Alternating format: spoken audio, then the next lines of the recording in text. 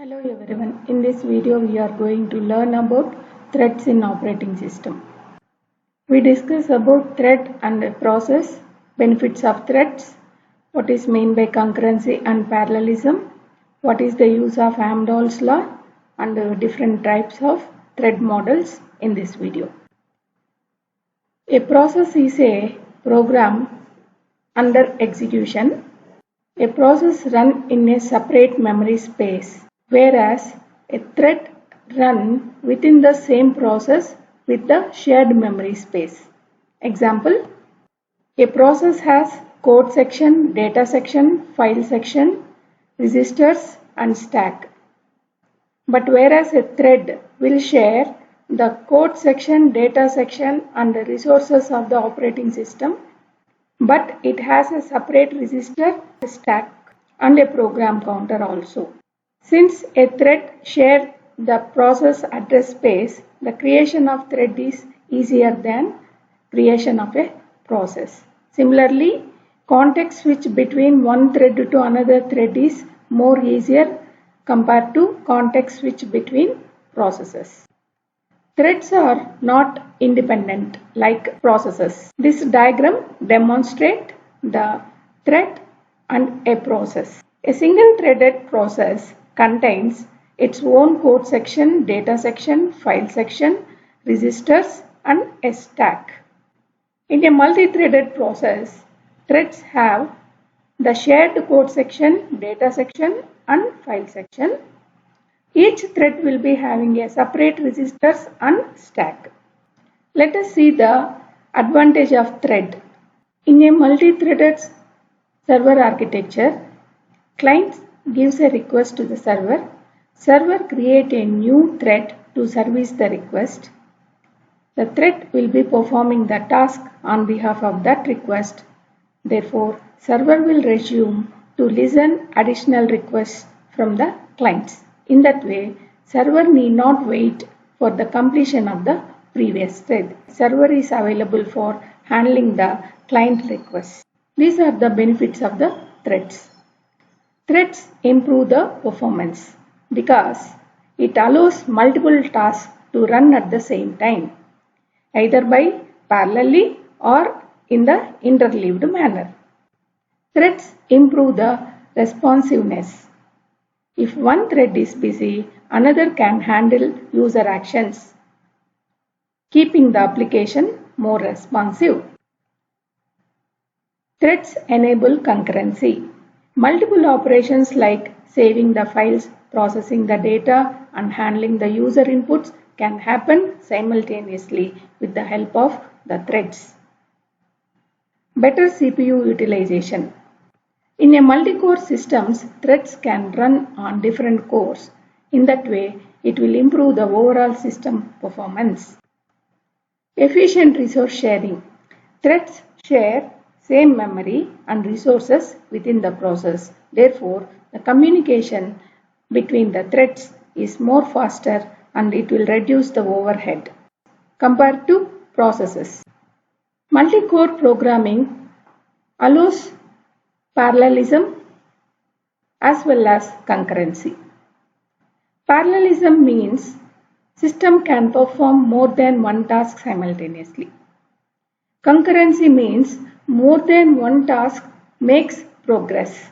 Let us see one example. In a single core environment, assume that we have 4 threads T1 to T4. The threads can be executed only in the sequential manner because there is only single core. So these threads will execute on a time sharing basis. So when the time quantum allotted to that thread is completes, then the next thread will continue its execution. So when time quantum for the second thread is completed, the next thread will execute. Similarly, so the remaining threads will execute on sequential manner one after the another, and the cycle continues likewise. In a multi-core system, more than one core is available to execute the threads. So in one core, one thread will be executing, in another core, another thread will be executing. So if the threads are independent, multiple threads can run parallelly in different cores. See the example. T1 is executing in core 1, T2 is executing simultaneously in core 2. After the completion of T1 and T2 for a specified interval of time, T3 and T4 will execute. Then after the completion of time interval, again T1 and T2 will take the turn and the execution continues. In this way, multiple cores execute threads parallelly, thus improve the performance of the system.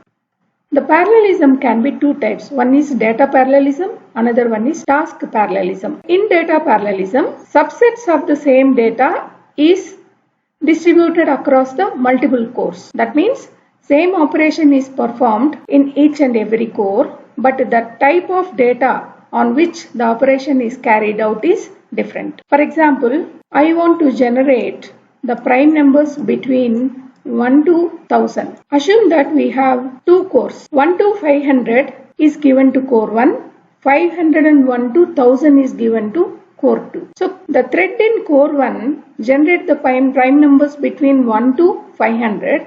The thread in core 2 generate the prime numbers from 501 to 1000. In that way, that same task is performed by two threads but on different data sets. That is called data parallelism. So what is task parallelism? In task parallelism, threads will perform different tasks but on the same data set. Example, thread 1 perform the generation of even numbers between 1 to 1000 and thread 2 perform the generation of odd numbers between 1 to 1000.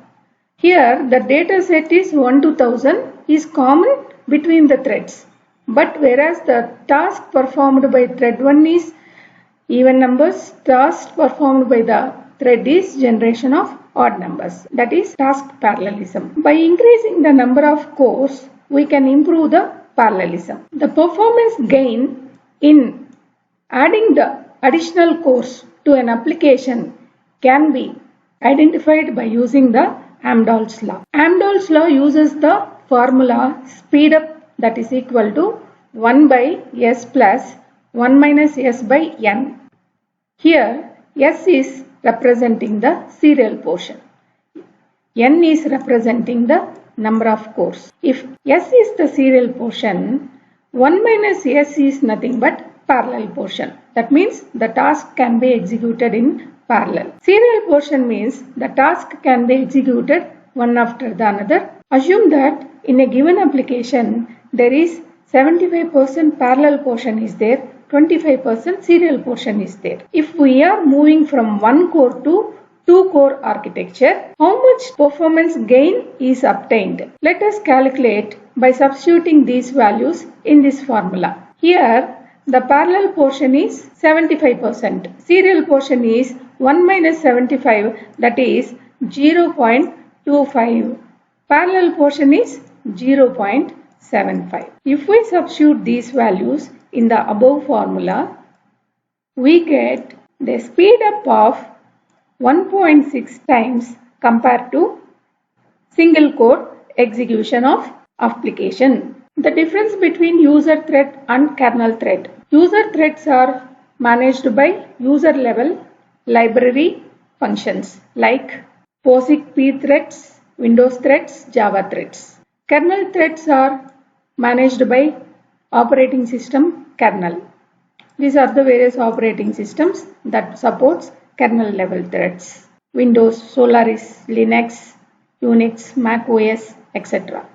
There are various types of threads. Many-to-one thread model, one-to-one thread model, many-to-many thread model. In many-to-one thread model, many user level threads are mapped to one single kernel thread. Even if multiple cores are there, the threads cannot run in parallel because the threads are mapped to only one kernel thread. If any one of the thread go to blocking state, the entire kernel thread will also block because only one thread may be in the kernel at a time. The advantage of this model is thread creation and management is fast. There is a low overhead. Thread operations occur in the user space. But the disadvantage of this model is no true parallelism because only one kernel thread is seen by the operating system. Only one thread will get executed at a time. If one thread performs any blocking system call, then all the threads will block. That is the main disadvantage of this model. In one-to-one thread model, each user level thread is mapped to one kernel level thread. So creation of one user level thread creates one kernel thread. So therefore there will be a dedicated kernel thread for each user thread. So this improves parallelism because multiple threads are there. If multiple cores are there, these threads can run in parallel. So therefore, even if any one of the thread is blocked, only the corresponding kernel thread is blocked. It will not block the remaining threads in the system. But it has a higher overhead of creating and managing. Sometimes there will be a restriction on the number of per process threads created in the operating system. In many-to-many thread model, there are multiple user level threads and multiple kernel level threads. So a pool of kernel level threads will be available for the user level threads. If any user level thread is created, then this thread will be mapped to a free kernel thread. Here the number of kernel threads may be equal to or less than that of user level threads. The advantage of this model is multiple kernel threads execute simultaneously.